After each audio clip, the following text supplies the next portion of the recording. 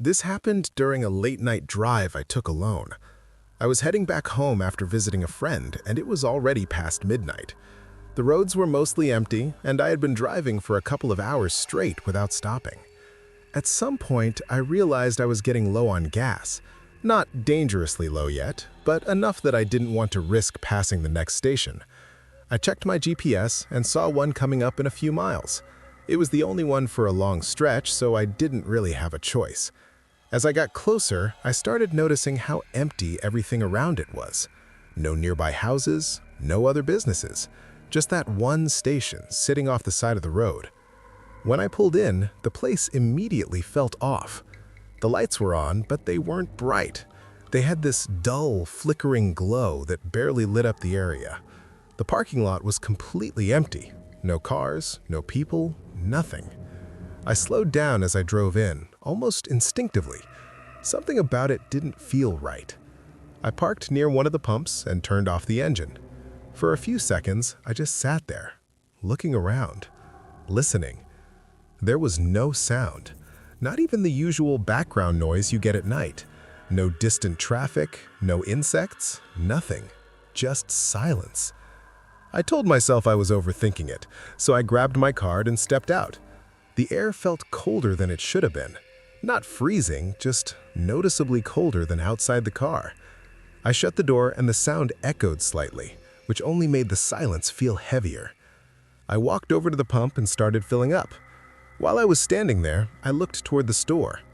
Through the glass windows, I could see inside clearly. There was a man behind the counter. He was just standing there, not doing anything, not moving, just staring directly at me. I looked away quickly, pretending I didn't notice, but I could feel it. That kind of stare you're aware of even when you're not looking. After a few seconds, I glanced back. He hadn't moved. Same position, same expression, just watching. That's when something else caught my attention. Behind him, near the back of the store, I thought I saw movement. It was quick, like someone stepping out of view. I narrowed my eyes, trying to focus, but there was nothing there now, just shells. Still, the feeling stayed. I finished pumping gas, but I didn't move right away. I just stood there, thinking, trying to decide if I should go inside or just leave. Before I could make up my mind, the door to the store opened. The man stepped out. He moved quickly towards me. Not running, but fast enough to feel urgent. "You need to get back in your car," he said. His voice was low but serious. I blinked, confused. "What?" "Now," he said, quieter but firmer. "Get in your car and lock the doors." Something about the way he said it made me listen immediately. I didn't argue. I got back into my car and locked the doors.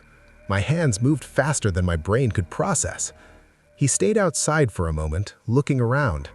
Not at me, at the building, the sides, the dark areas the lights didn't reach, like he was checking for something. Then he leaned slightly toward my window.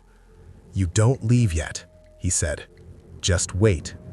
My heart started beating faster. "What's going on?" I asked.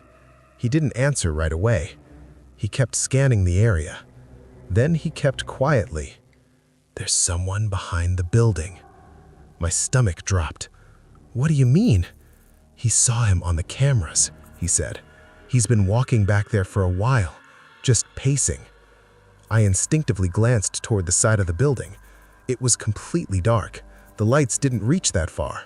I couldn't see anything. "Why didn't you call the police?" I asked. "He did. They said they're on the way." That didn't make me feel better, because if they weren't there yet, then whoever it was still out there. We both stayed quiet for a few seconds.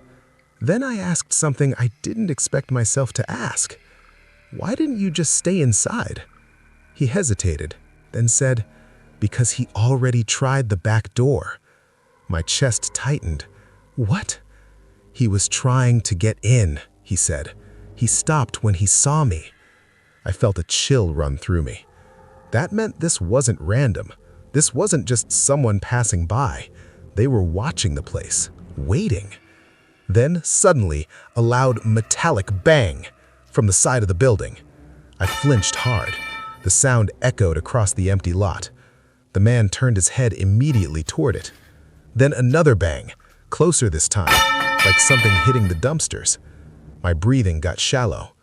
"Don't move," he said again. I wasn't planning to. I locked my doors again, even though they were already locked. Then I saw it. A figure running past the far edge of the building, fast. Too fast to make out clearly, but definitely human.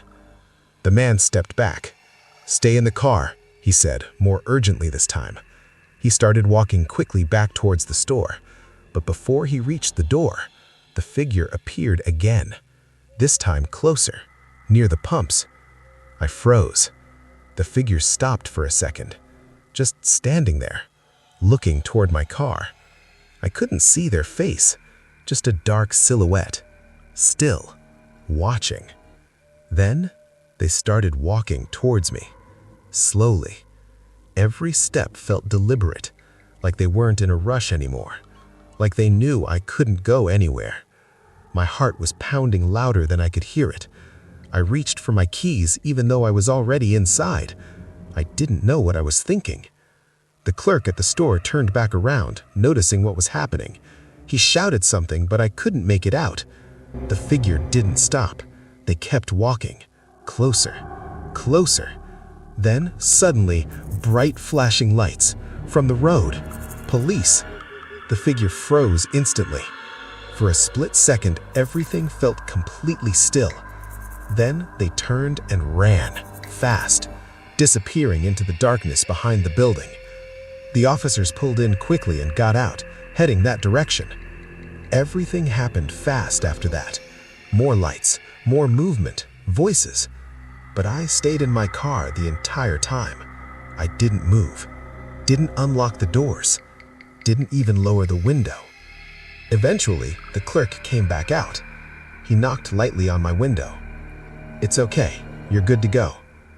I nodded, but I didn't leave immediately. I just sat there for a second longer, trying to calm down. Then I started the engine and drove off. As I pulled out of the station, I looked back one last time, and that's when I realized something. The figure hadn't come from behind the building. Not really. The second time I saw them, they were already near the pumps, closer to me than I thought. Which means, while I was outside, while I was pumping gas, they were already there, watching me, waiting. And if the clerk hadn't come out when he did, I probably would have walked straight into the store, right past them.